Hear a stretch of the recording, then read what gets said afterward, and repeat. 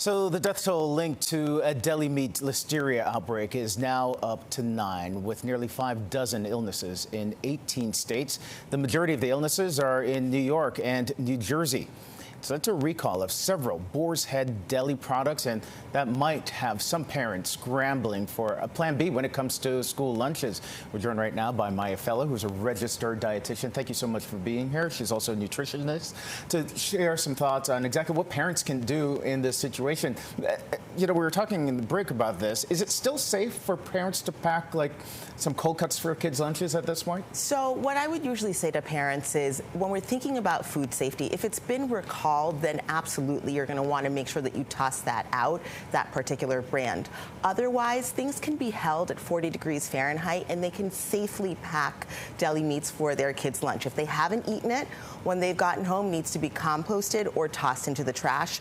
But the deli meats are safe as long as it's not a recalled product. Yeah, and all the ones that have been recalled are already long gone, off shelves. That's exactly. But deli meats, you know, they do get a bad rap because they are processed meat. But is it still okay to kind of eat for lunch every day?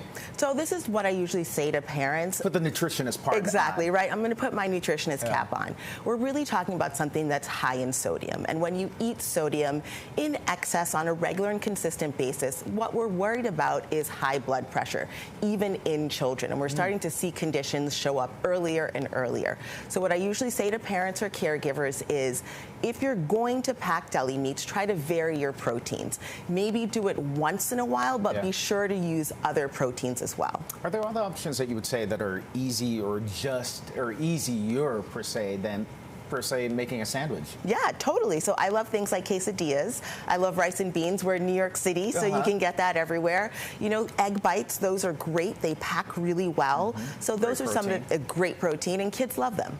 And how do you make the kids actually like it? And make it seem as if the healthier choices are actually good when they get their lunch?